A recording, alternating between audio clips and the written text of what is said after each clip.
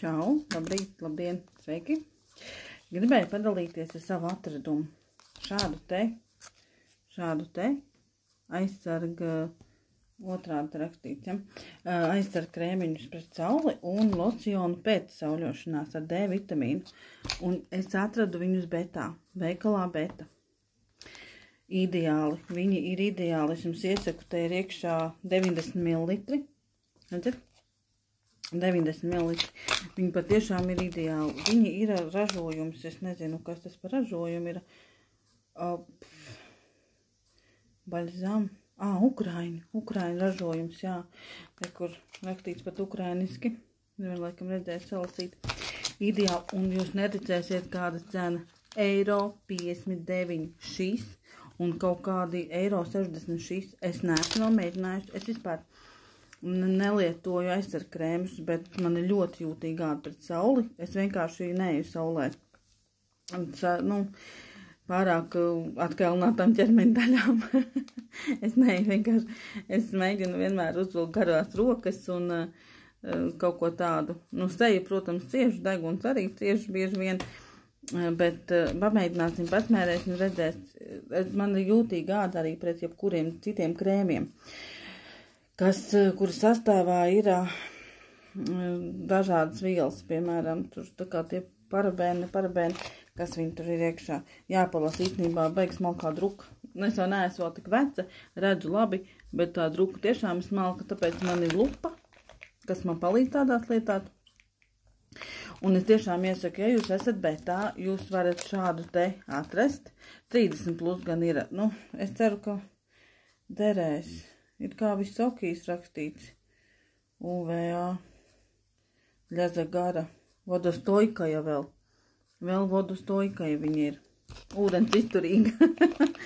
Lasīt jau es māku vēl krieviski, bet runāt jau gandrīz vairs ne. Tā kā es iesaku jums pamēģināt šitādus te produktiņus. Tā nav reklāma. Es vienkārši gribu, jo es paskatījos cenas, kādas ir draugās kvalitātes ziņā. Nemācēšu teikt.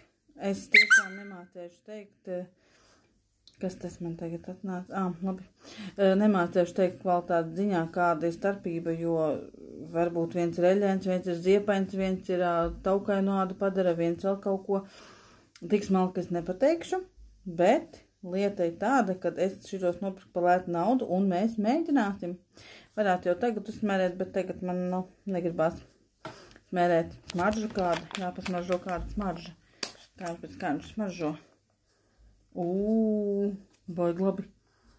Baigi labi smaržo. Tā kā ķermeņa losjons kaut ko atgādina tādu.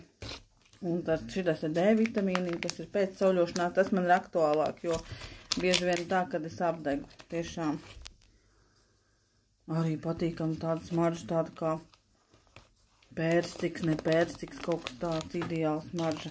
Ja kādreiz esat šitādus te redzat veikalos droši, es domāju, ka pamēģinām, nesakam uzreiz sūdi un viss kaut kas, kamēr neesam pamēģinājuši. Es neesmu pamēģinājusi, bet es varu teikt, ka es noteikti viņu pamēģināšu, jo man tagad brauciens būs uz laukiem. Un tādā laikā, šodien saulīte tā mazāk spīd, bet tā, kad saulīte spīd, tad man es uzreiz jūtu pie ādas cepienu. Tā, un mēģinu vienkārši, cik tad var staigāt apģērbtam, pēc tam beigās tiešām jūrmalā tā kā Drakula izskaties, vai ne? Tā ir. Lūk tā. To es jums gribēju pastāstīt, ka tādu te lietu es esmu ieguvusi savā īpašumā. Tādas divas smēriņus.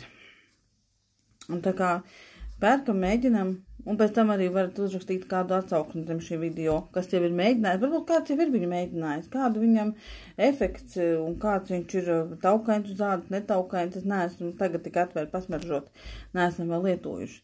Tā kā skatāmies, mēģinam, domājam, kas un kā. Labi? Un vienkārši ir arī tie mazie travel komplektiņi, jā, izcāna, ir arī draugās, izcāna tādi maziņi. Tur arī 50, man liekas, ir kaut kas tāds. Es nebūšu eksperta tajā jomā. Vienkārši šos es ieraudzīju, man viņi iepatikās, īpaši tas balzāms ar D vitamīnu. tās man iepatikās. Domāju, ka varētu būt. Tas bija pirmais, ko es ievēroju. Un tad ievēroju arī to 30 aizsardzību. Protams, ka nevajag nekādu, tur būs gudrinieki noteikti, kas teiks, nevajag nekādus herņus uz savas ādas tur likt virsū. Es to zinu, jo man ir bijusi reakcija ādas dažāda pret visu ko. Pagājuši gadu, kad man bija tā seja tāda visa sapām pusi un kraupaina, izrādījās, ka tas ir no ziepēm šķidrajām. No šķidrajām ziepēm, kas ir domāti tieši sejas mazgāšanai. Antibakteriālās kaut kādas bija nopirktas un nepareiz kaut kāds sastāvs bija un aizgāju uz alerģiju. Tas bija traki. Reku viens man jau tas sauc. Labi, paldies jums par uzmanību. Tā kā pamēģiniet, varbūt kāds var uzrakstīt, kāds viņš ir. Varbūt, kad nemaz vispār jāmet miskastē, nemaz nav vērts viņu lietot. Tā kā tā. Labi, pagaidām visiem čau.